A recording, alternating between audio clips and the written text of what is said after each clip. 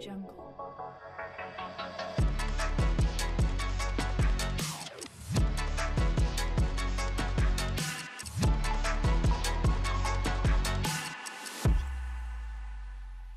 Merci beaucoup de votre présence aujourd'hui pour ce premier webinaire qui concerne le role mining et qui fait partie d'un cycle de sessions de webinaires que nous allons organiser sur les semaines à venir. J'y reviendrai en fin de session. Aujourd'hui, il s'agit de la première session introductive sous forme d'un Q&A, donc questions-réponses. Donc l'objectif est d'être dans un mode extrêmement interactif après une très brève introduction au sujet. Je suis Cyril Gollin, j'aurai le plaisir d'animer ce webinaire accompagné de Sébastien Fèvre. Bonjour à tous. Et sans plus tarder, nous allons démarrer. Alors, un petit mot introductif pour vous présenter, si vous ne connaissez pas déjà Brainwave, nous sommes éditeurs de logiciels basés à Paris avec également des bureaux à Montréal, spécialistes de ce qu'on appelle l'identity analytics. On va voir que évidemment le sujet du role mining est un de nos sujets de prédilection avec de très nombreux clients dans tous les secteurs d'activité qui utilisent nos solutions pour faire la cartographie des accès informatiques, pour mettre en place des plans de contrôle automatisés de type ITGC, etc. Également pour faire de la revue périodique des accès et évidemment pour également rationaliser la façon dont les accès sont gérés et en particulier au travers du role mining qui est le sujet qui nous intéresse aujourd'hui. Alors, gérer les habilitations, qu'est-ce que ça veut dire? Ça veut dire, bien évidemment, pour chaque utilisateur, lui attribuer les droits d'accès qui vont lui permettre de travailler dans les bonnes conditions, donc d'avoir les accès qui lui permettent de manipuler les données, d'exécuter les transactions, d'avoir accès aux applications, aux ressources pertinentes dans le cadre de ses missions, de ses responsabilités. Alors, pourquoi on dit que gérer les habilitations en direct, c'est compliqué? Gérer les habilitations en direct, ça veut dire quelque part qu'à chaque fois qu'on veut attribuer un droit d'accès, ben, il va y avoir un acte de gestion représenté par une des flèches qui consiste à soit mettre le compte de l'utilisateur dans le bon groupe, soit affecter le bon profil au compte de l'utilisateur. Et plus on a de ressources informatiques, applications, systèmes, données partagées, répertoires, etc., évidemment, plus le nombre d'habilitations s'envole et on a l'habitude de dire que quelque part c'est exponentiel. Donc, chaque utilisateur a plusieurs comptes, parfois plusieurs dizaines de comptes, et chaque compte a lui-même plusieurs dizaines, voire plusieurs centaines de droits d'accès. On comprend que si on doit les attribuer un par un, ça va devenir très compliqué à gérer. Alors, de manière extrêmement schématique et simplifiée, la notion de rôle, c'est finalement un agrégat, un regroupement d'un certain nombre d'habilitations, ce qui fait qu'on affecte en un acte de gestion un rôle à l'utilisateur et ça lui permet de recevoir de manière transparente toutes les habilitations qui sont portées par le rôle. Donc les objectifs, bien entendu, ça va être d'abord de faciliter l'expérience utilisateur. On a moins de droits d'accès à manipuler, moins de permissions à attribuer. Donc ça réduit les risques d'erreur, ça réduit aussi le risque d'incompréhension parce que souvent les permissions sur les systèmes sont de nature technique, ne sont pas toujours bien comprises par les utilisateurs. Donc on va afficher une information plus pertinente de niveau métier, compréhensible par les utilisateurs, par leurs managers, etc. Deuxièmement, par cette rationalisation et par la définition des rôles qui font du sens, eh bien, on va contribuer à améliorer la sécurité. On va éviter à nouveau les erreurs qui pourraient, par exemple, amener à attribuer des permissions sensibles, restreintes aux mauvais utilisateurs. Et puis, enfin, c'est sûr que ça va aussi permettre de faciliter la conformité, de démontrer sa conformité, notamment au travers d'un principe vraiment intéressant qui est le fait de pouvoir dissocier d'une part, la constitution du modèle de rôle, donc on va définir des rôles et on va définir ce que contiennent les rôles, et d'autre part, l'attribution des rôles aux utilisateurs. Donc du coup, au lieu d'avoir à passer en revue l'ensemble des droits d'accès attribués à chaque utilisateur, on va pouvoir passer en revue les rôles attribués aux utilisateurs, donc beaucoup moins de volumétrie d'informations à manipuler et une information qui est plus facile à comprendre du point de vue métier. Et par ailleurs, se focaliser sur la revue du contenu des rôles qui, par nature, est plus stable dans le temps, évolue moins vite. Alors, je reviens sur la définition du rôle. Que contient un rôle? Bon, un rôle contient déjà un certain nombre d'informations qui le caractérisent, sa description, une version, parce qu'un rôle, ça vit, donc ça évolue dans le temps. Souvent, on lui affecte un ou des propriétaires, un périmètre, au sens, voilà, quel est le périmètre sur lequel s'applique ce rôle. Et puis surtout, évidemment, le rôle, c'est un lien entre un ensemble de personnes d'un côté et de l'autre, un ensemble de permissions, de droits d'accès. Et donc, concrètement, la définition du rôle est complète quand on a établi ces deux listes, la liste des personnes habilitées à recevoir le rôle et puis la liste des permissions qui sont portées par le rôle. La constitution d'un modèle de rôle va donc entraîner un exercice d'identification des groupes de permissions à affecter ensemble au travers d'un rôle et la définition des populations ciblées qui peuvent recevoir ce rôle. Peut-on construire son modèle de rôle à la main? Alors quand je dis à la main, je veux dire avec l'outillage bureautique habituel. Et bien entendu, quand on dit traitement de données, quand on dit travailler à la main, on pense immédiatement à l'outil universel qui est Excel. Donc, on peut essayer, et certains ont essayé, de construire des grands tableaux dans lesquels on va mettre les personnes et regrouper par organisation, par métier sur un axe, et puis on va mettre de l'autre côté les domaines métiers ou domaines applicatifs, les applications sur l'autre axe, et puis à l'intersection de ces deux axes, on va définir quels sont les profils qui sont accessibles ou pas. Profil de saisie, profil de validation, profil de superviseur, etc. Et puis, on va essayer de faire ça sur l'ensemble du périmètre.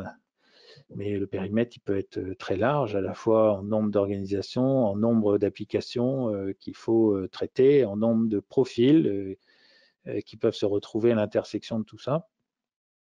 Et on comprend bien entendu très rapidement que ça devient totalement inaccessible, à la fois la constitution de ce type de tableau avec des centaines et centaines de colonnes et de lignes.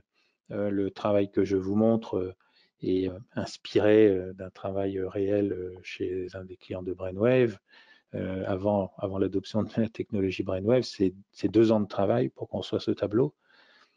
Mais je dirais, le pire dans tout ça, ce qui rend cet exercice vraiment ingrat, c'est que évidemment, les choses ont changé en 2 ans. Donc, de toute façon, une fois qu'on a terminé la dernière ligne et la dernière colonne, il faut recommencer la première ligne et la première colonne pour reprendre l'ouvrage et réviser tout ce qui a changé en termes d'organisation, en termes de patrimoine applicatif.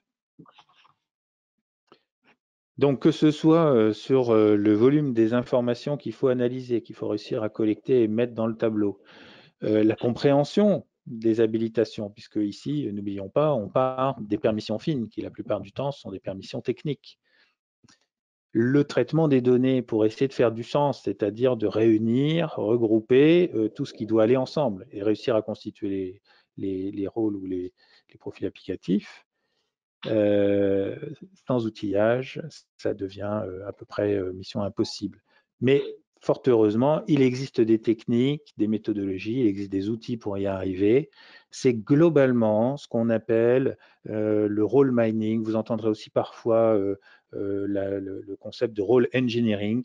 Role mining, évidemment, a une connotation un peu particulière. C'est avant tout une approche d'analyse de données qui va essayer de faire ressortir les informations pertinentes par l'analyse des données et pas seulement par une approche qui viserait à essayer de définir le modèle de rôle, j'allais dire, ex nihilo. Alors, précisément, chez Brainwave, on a une méthodologie très particulière pour mettre en place cette approche role mining et que je vais essayer de vous résumer en quelques instants, sachant qu'il y aura une session de webinaire dédiée à cette méthodologie qui est prévue dans quelques jours. Alors, la méthodologie de Brainwave, elle s'appuie sur une approche en deux directions, une approche top-down combinée avec une approche bottom-up. L'approche top-down part évidemment des concepts métiers, d'organisation, d'habilitation, de besoin d'en connaître, séparation des tâches, enfin vous connaissez tout cela, et donc vise à essayer d'extraire des rôles pertinents parmi toutes les habilitations qui sont distribuées auprès des utilisateurs. Cette approche, c'est aussi une approche, donc comme c'est une approche métier, c'est aussi une approche qui est organisée, animée au travers d'ateliers, la plupart du temps avec un sachant, un animateur qui sait piloter ce type de méthodologie. On a besoin d'impliquer les métiers et les parties prenantes parce que c'est eux qui peuvent expliquer dans le cadre d'une mission, dans le cadre d'une responsabilité particulière, dans le cadre d'un métier ou d'une organisation, quelles sont les habilitations qui sont pertinentes, quelles sont celles qui ne le sont pas, de façon à dégager ces rôles pertinents. Mais évidemment, les ateliers, il ne faut pas qu'ils travaillent dans la théorie. Il faut qu'ils travaillent ancrés dans l'analyse des données réelles issues des droits d'accès qu'on a distribués aux utilisateurs. Et c'est là qu'entre en compte la deuxième partie de la méthodologie, la partie bottom-up, qui s'appuie bien évidemment sur un outil logiciel. Et là, il s'agit par des méthodes algorithmiques, des stratégies algorithmiques, d'identifier l'ensemble des droits d'accès distribués aux utilisateurs pour aider à constituer des agrégats, pour aider à constituer des regroupements de permissions et d'utilisateurs qui donc, quelque part, vont constituer des rôles candidats qu'on va pouvoir analyser en atelier pour les retenir ou ne pas les retenir, les amender, les classifier, etc. Et donc, petit à petit, aboutir à un modèle de rôle satisfaisant. Alors, dans cette approche outillée, si on essaie de lister la lettre au Père Noël de la meilleure façon, la façon la plus idéale de mener cette approche, déjà, on comprend bien que la méthodologie est une part très importante de la démarche. Il ne s'agit pas simplement de cliquer sur un bouton et d'attendre que le listing soit craché par la machine. Cette méthodologie, elle doit être quelque part nativement intégrée à la démarche et à l'outillage.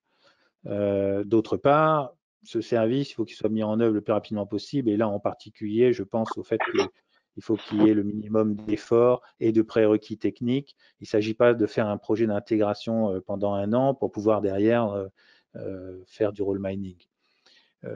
Troisième item dans ma liste au Père Noël, il faut pouvoir travailler de manière collaborative, en particulier parce qu'on veut associer un nombre important de parties prenantes, notamment les métiers qui connaissent les habilitations au sein des organisations, en fonction des responsabilités des gens, etc. Mais également, évidemment, les responsables applicatifs et les responsables informatiques qui, eux, savent comment les droits d'accès sont gérés aujourd'hui et quelle est leur représentation technique. Donc, pour réussir à mettre tout le monde autour de la table et travailler d'une manière efficace, il faut une approche extrêmement collaborative. Et puis, qui dit collaboratif dit aussi approche itérative.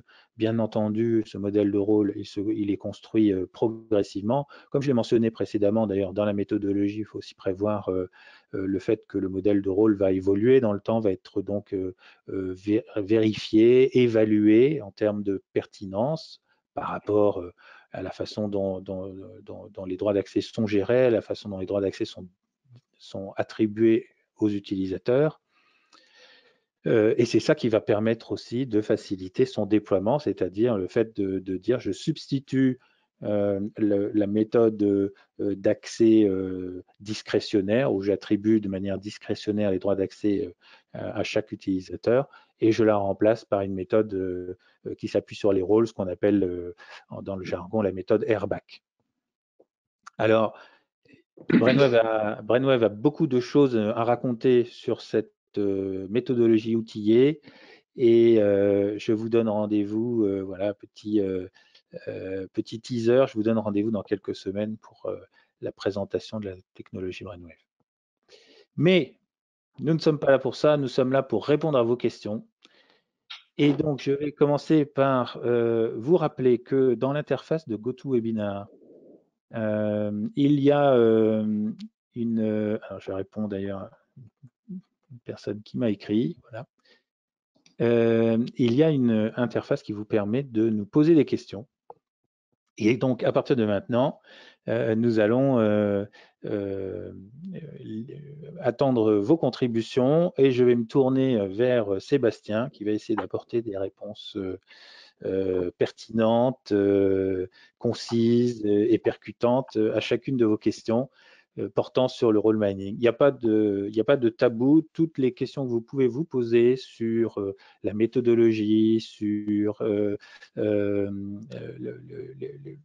mise en œuvre du role mining, la pertinence d'ailleurs d'avoir une approche par les rôles dans une organisation, les bonnes pratiques, la technologie, etc. N'hésitez pas à nous poser toutes les questions que vous souhaitez. Nous serons très contents d'y répondre. Voilà, j'ai meublé un petit peu, je vois qu'il y a quelques questions qui commencent à arriver. Je vais peut-être, pour donner quelques secondes de plus aux participants et vous laisser l'opportunité de poser des questions, je vais aller au slide suivant. Tout simplement parce que le slide suivant, même si c'est le slide de conclusion, c'est l'occasion de vous donner rendez-vous pour les prochains webinars de ce cycle autour du role mining. Le prochain webinar qui aura lieu le 4 février à 17 h est un webinar qui est dédié à la méthodologie. Et donc là, on va rentrer de manière beaucoup plus approfondie sur un webinaire de 45 minutes dans les étapes de la méthodologie, les bonnes pratiques, voilà, quelle est la bonne façon au travers de cette méthode role mining de réussir à construire son modèle de rôle et à converger et à obtenir évidemment un modèle de rôle qui soit pertinent, utile, utilisable, utilisé. Et le 18 février, il y aura la grande démonstration de l'outil Brainwave. Donc, nouvelle offre, évolution pour ceux d'entre vous qui connaissaient déjà, évolution des précédentes offres de Brainwave en la matière. Mais je n'en dis pas plus. Voilà, rendez-vous le 18 février à 17 h pour cette présentation. Alors, je commence à avoir quelques questions. Sébastien, es-tu là? Je suis là. Je suis tout oui. Alors, attends, je réponds à un message privé et je vais essayer de... Alors, il y a beaucoup de... En fait, je réponds en message privé, mais je peux répondre pour toute l'audience. C'était la question de savoir si ce webinaire allait être accessible ultérieurement. Et la réponse est oui, nous l'enregistrons et donc vous recevrez un lien de replay que vous pouvez bien entendu utiliser pour vous-même ou communiquer à des collègues qui n'auraient pas pu assister aujourd'hui. Il n'y a aucun souci. Alors, je commence à avoir pas mal de questions. Je vais essayer de, pas forcément y répondre dans l'ordre, mais y répondre de manière structurée. Alors, je vais commencer par une question intéressante.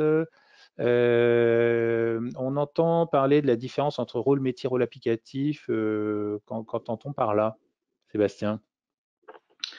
Alors, bonne question. Effectivement, ça fait partie dans le vocable role mining des mots en tout cas des définitions qui arrivent assez rapidement.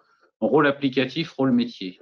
Alors, En fait, l'idée, et en fait, si on reprend ton tout premier slide, Cyril, sur lequel on a une affectation de droit discrétionnaire, on se rend compte qu'on est finalement sur l'attribution de droits ou de sous-droits dans les applications par personne. Souvent, on peut être dans une posture, alors je pense à des applications un peu complexes, je prends le SAP par exemple, hein, sur lesquelles, ma foi, pour que la personne puisse travailler correctement dans SAP, il ne lui faut pas un droit, mais il lui en faut un certain nombre, qui sont d'ailleurs eux-mêmes regroupés sous des dénominations de rôle. C'est vrai aussi sur des référentiels, hein, si on regardait la partie supérieure, tels que Active Directory par exemple, pour qu'un utilisateur commence à travailler de façon correcte dans la partie bureautique du système d'information, il va falloir qu'il fasse partie d'un certain nombre de groupes, donc que le compte Active Directory de la personne fasse partie d'un certain nombre de groupes. L'idée, c'est qu'effectivement, on peut travailler déjà à simplifier cette première gestion, c'est-à-dire en se focalisant tantôt sur Active Directory, tantôt sur SAP, pour venir créer ce qu'on va appeler des rôles applicatifs. Et donc, les rôles applicatifs, ce n'est jamais qu'une façon de regrouper application par application ou référentiel par référentiel, un ensemble d'opérations ou de droits unitaires qui forment un tout cohérent. Donc, par exemple, qui vont me permettre de travailler en tant que comptable dans Active Directory, ou qui vont me permettre d'apparaître comme étant une personne du département commercial vis-à-vis d'Active Directory et donc d'avoir accès aux différents partages, etc. C'est souvent une première étape d'ailleurs nécessaire dans l'affectation des droits et dans la gestion des droits qui va permettre de simplifier ce geste de gestion pour finalement avoir un modèle d'affectation de droits sous forme de profil applicatif. Et donc, ça veut dire que finalement, il peut déjà se suffire à lui-même, hein, ce modèle. Et on a d'ailleurs dans beaucoup de clients ou de cas clients qui travaillent sur des modèles de type rôle applicatif. Et donc, finalement, tous les formulaires de demande, de gestion de demande d'accès, passent par des demandes de rôle applicatif uniquement. On a ensuite un deuxième étage de cette fusée, que sont les rôles métiers. C'est vrai que souvent, ces rôles métiers sont une étape, je dirais une étape 2 par rapport à l'étape des rôles applicatifs, une étape un peu plus ambitieuse, puisque lorsque l'on construit un rôle métier, l'idée, c'est véritablement, au travers de ce rôle, de matérialiser l'ensemble je dirais, des fonctions ou des droits que la personne va avoir pour exercer son métier, donc quelque part pour répondre à son mandat. Donc, par exemple, je suis un agent dans la grande distribution, hein, un agent sur un rayon, un chef de rayon, par exemple. Je vais avoir un rôle métier type chef de rayon qui va embarquer des rôles applicatifs, souvent, issus de différentes applications et différents systèmes. Et c'est cet ensemble-là qui va me permettre finalement de travailler en tant que chef de rayon. Donc, on le comprend, hein, finalement, c'est une logique à étage. Et ce rôle métier, lui, il est transversal. Donc, il est transversal sur les applications et sur les référentiels. C'est plus exigeant. Pourquoi? Parce que lorsque l'on construit les rôles et lorsque l'on modélise les rôles, finalement, cette notion de rôle métier, d'ailleurs, c'est éponyme, hein, elle est très, très liée au métier. Et donc, quelque part, très dépendante de la façon dont l'entreprise est organisée. Là où le rôle applicatif, finalement, souvent, représente plutôt une fonction. Donc, par exemple, je veux être capable de réaliser des paiements dans SAP. Donc ça, je vais construire peut-être un rôle applicatif qui va me permettre de réaliser des paiements dans SAP. Ou je veux accéder à tout ce qui est partage bureautique dans Active Directory. Donc ça va être un rôle applicatif, finalement, qu'on va retrouver côté Active Directory qui va me permettre d'accéder à ces différents partages applicatifs.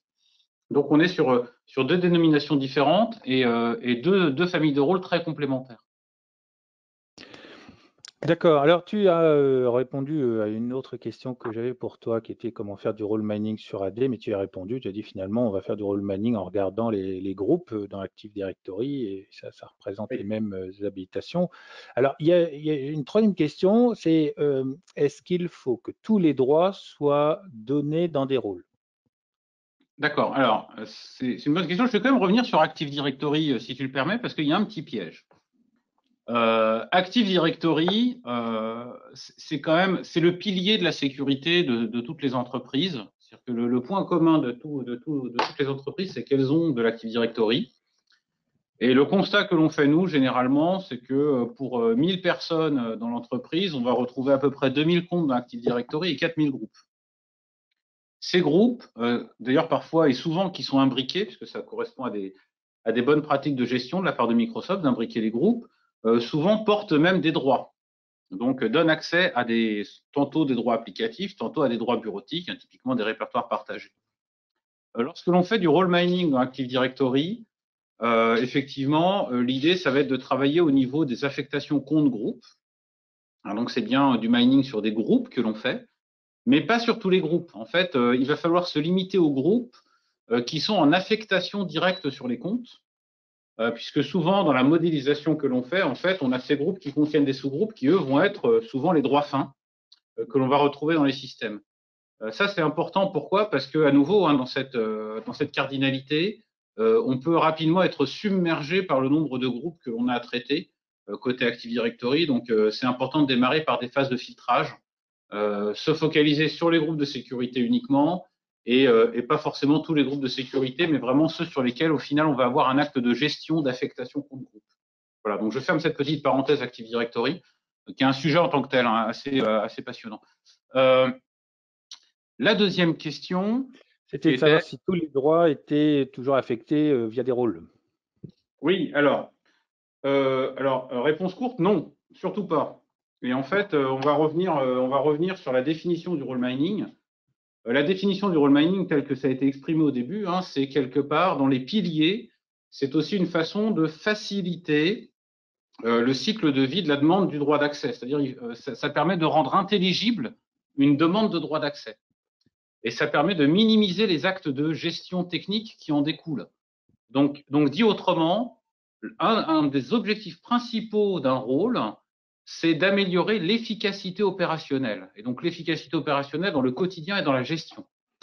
Ce qui se passe, c'est qu'en fait, on a systématiquement, on observe en fait un effet Pareto lorsque l'on fait du role mining, c'est-à-dire qu'on arrive assez rapidement à 80% de modélisation de droits via des rôles, c'est-à-dire finalement en regroupant les droits sous forme de quelques rôles, on a à peu près 80% des actes de gestion qui vont passer par des rôles. Et donc, quelque part, le gain en termes d'efficacité opérationnelle, il est complet. Et ensuite, c'est asymptotique, c'est-à-dire qu'à la fin, on va commencer à rentrer dans les exceptions ou les cas particuliers. Et on va finir quasiment par des droits unitaires ou discrétionnaires, mais qui ont une pertinence tout de même, hein. Souvent d'ailleurs des rôles applicatifs. Et le piège, ce serait de vouloir aller jusqu'au bout d'une modélisation de rôle métier dans ce type de démarche. Pourquoi? Parce que, et ça je l'ai vu hein, sur certains comptes clients, on finit par avoir en gestion plus de rôles que de personnes dans l'entreprise.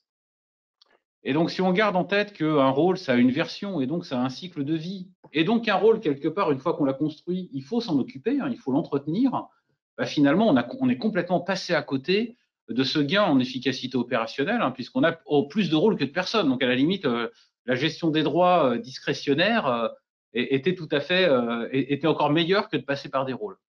Donc, c'est tout à fait pertinent de garder des droits discrétionnaires, en l'occurrence des rôles applicatifs, hein, donc d'avoir un mix rôle métier, rôle applicatif, et peut-être, par contre, d'essayer de réaligner de plus en plus vers des rôles métiers, en essayant de travailler avec au travers des gestes de contrôle, donc notamment la revue des droits d'accès, par exemple, hein, mettre en évidence que telle ou telle personne se trouve à être la seule à avoir tel ou tel rôle applicatif en plus de son rôle métier, donc demander peut-être des justifications ou des contrôles compensatoires pour essayer petit à petit de réaligner tout le monde sur le droit chemin. D'accord. Alors, j'ai quelques questions qui ont trait plus précisément à la façon dont ça se déroule quand on mène une campagne de role mining, hein. Alors, je les liste et je te laisse répondre derrière, mais quelle est la durée moyenne d'une campagne de role mining? Combien de temps ça prend pour avoir des rôles exploitables? Quelles sont les bonnes pratiques ou les prérequis ou les choses auxquelles il faut faire attention quand on démarre un projet? D'accord. Alors, que ce soit les rôles applicatifs et encore plus les rôles métiers, je vais commencer par la deuxième question. finalement. Ce qu'il faut comprendre, c'est que, et on l'a vu d'ailleurs, même si c'est fait à la main, là, dans l'exemple que tu as donné, hein, le tableau Excel, ce qu'on fait quand on fait du role mining, c'est qu'on fait du croisement de données. Donc, quelque part, on reconstruit ce qu'on va appeler des chaînes d'accès pour au final avoir une vision exhaustive de qui travaille où dans l'entreprise et qui a accès à quoi pour essayer de trouver des amas là-dedans. C'est très, très, très sensible à la qualité de données. C'est-à-dire que finalement, hein, je vais vous prendre le contre-exemple.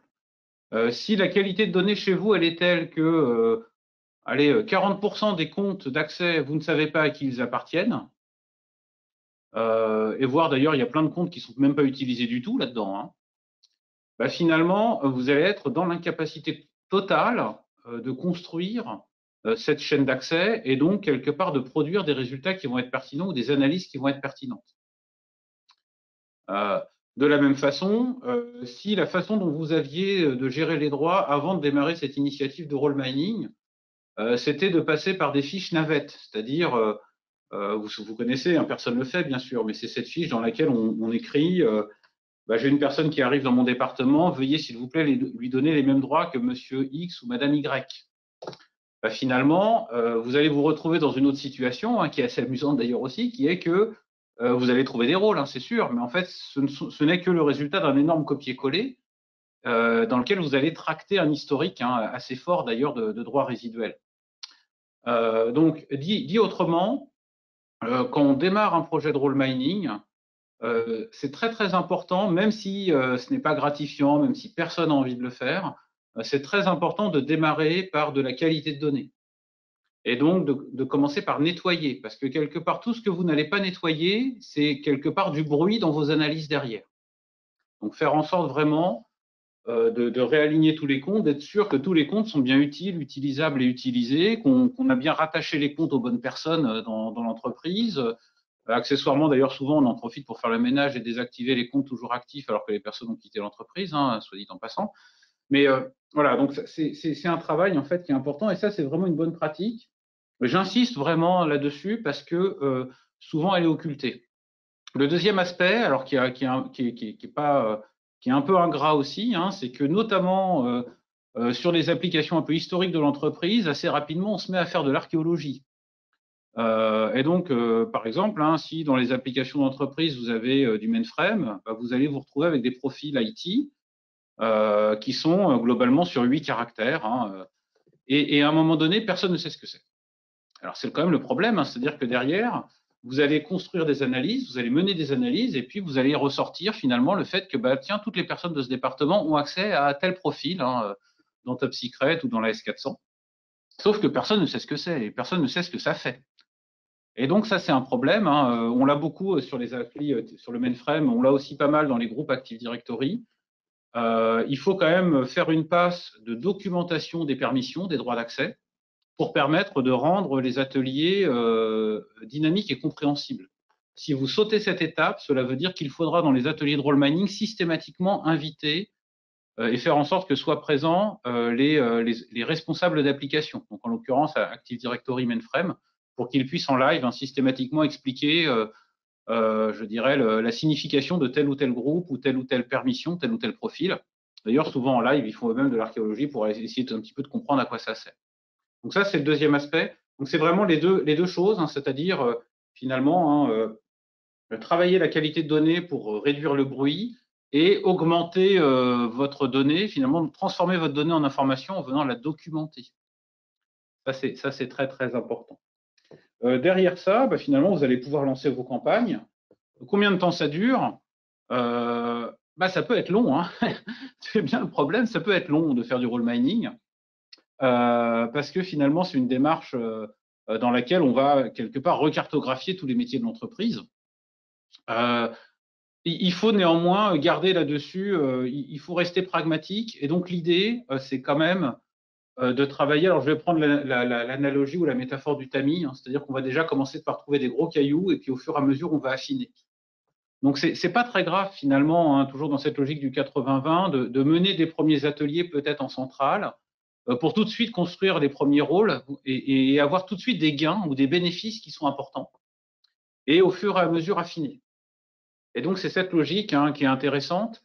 Elle est intéressante pourquoi? Parce que finalement, si on accepte d'avoir un mix entre des rôles métiers et des rôles applicatifs, et toujours donner des droits discrétionnaires, on va éviter l'effet tunnel qu'on a là, dans ce fameux fichier Excel, c'est-à-dire je pars pour 2 ans dans la mine à faire du role mining, et puis ça y est, enfin j'ai mes rôles. Sauf que bon, comme de toute façon tous les ans on réorganise l'entreprise, mes rôles ne veulent plus rien dire entre-temps. Donc finalement, avoir une approche comme ça où on travaille en couche, on démarre de façon macroscopique et de plus en plus on affine. Ce qui veut dire d'ailleurs qu'on a un cycle de vie sur les rôles. On va affiner les rôles au fur et à mesure et donc on va les versionner. En travaillant de cette façon-là, on peut en quelques semaines, quelques mois, sortir déjà un résultat très intéressant et arriver à ces fameux 80-20, donc à 80% de droits attribués par des rôles. Ça, c'est tout à fait, sur une entreprise de taille moyenne, c'est un objectif tout à fait atteignable en quelques mois. Alors, j'avais une question, je ne sais pas si tu as une ABAC, mais est-ce qu'on sait dire finalement combien on dégage de rôles, justement, si on est dans cette approche 80-20, combien on dégage de rôles en moyenne euh, en fonction de la taille de l'entreprise, en fait?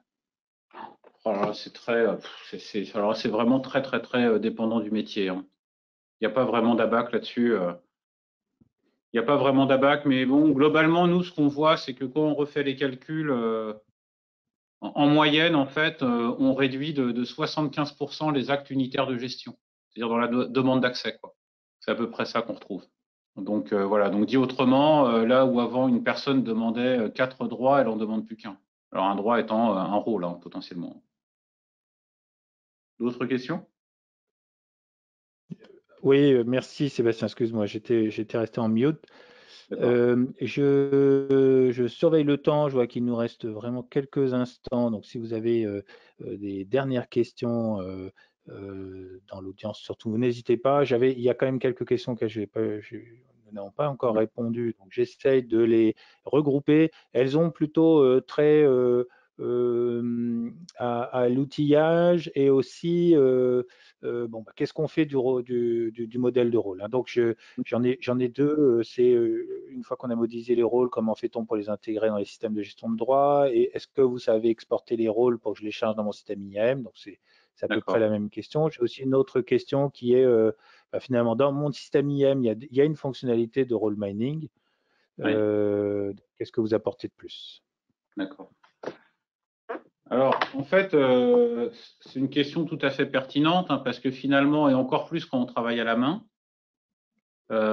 finalement, on a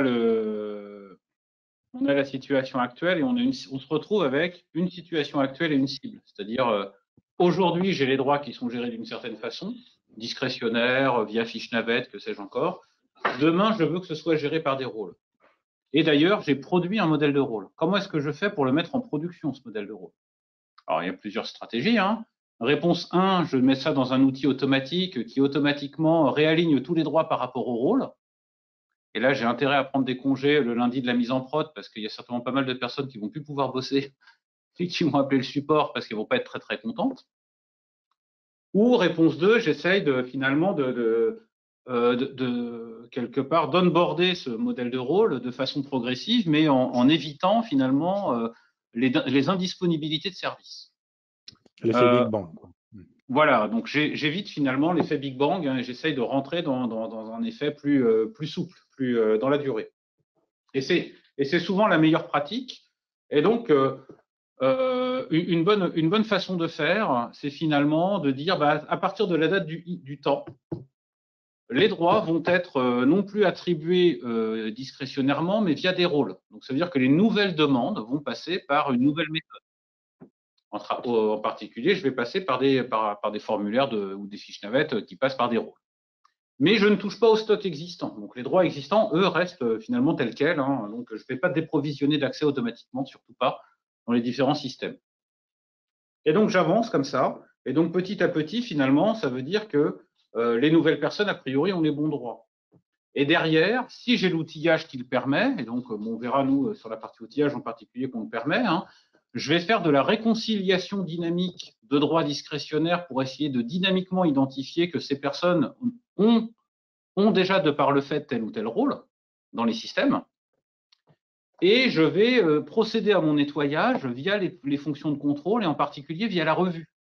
Et donc, quelque part, au travers des revues de droit d'accès, ce que je vais afficher, c'est finalement le mix entre cette personne, elle a tel rôle et elle a en plus des droits discrétionnaires. Et finalement, au fur et à mesure, le nettoyage va s'opérer au travers des opérations de revue en demandant de venir finalement soit de réaliser des contrôles compensatoires ou soit des justifications sur tout ce qui reste discrétionnaire.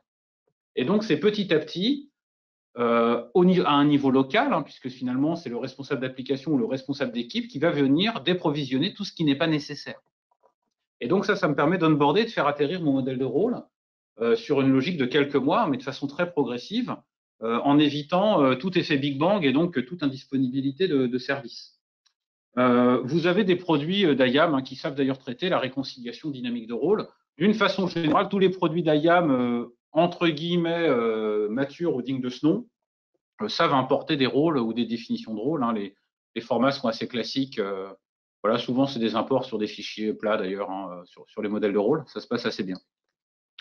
Les produits d'IAM, souvent aussi, proposent des fonctionnalités de role mining. Alors, c'est assez intéressant parce que finalement, pour le coup, c'est très, très dynamique et très automatisé, c'est-à-dire que ça vient charger de la donnée, vous cliquez sur un bouton, ça vous produit des rôles. Je vous invite vraiment à participer à l'atelier sur la méthodologie parce que c'est vraiment une mauvaise pratique. C'est une mauvaise pratique, pourquoi? Parce que vous allez produire des rôles sans pour autant leur affecter de propriétaire et en ayant du mal à comprendre à quoi servent ces rôles. Et donc, considérant qu'un rôle, c'est un objet vivant sur lequel il va falloir réaliser finalement des opérations de gestion et de maintenance, et que surtout ce rôle, vous allez le mettre dans la main des métiers et des départements, il est primordial que finalement, il y a eu une logique de co-construction des rôles, c'est-à-dire que tout le monde le comprenne et non pas un algorithme qui vous sorte comme ça des informations un petit peu, je dirais un peu du chapeau là, puisque finalement vous avez mis un chapeau sur les rôles.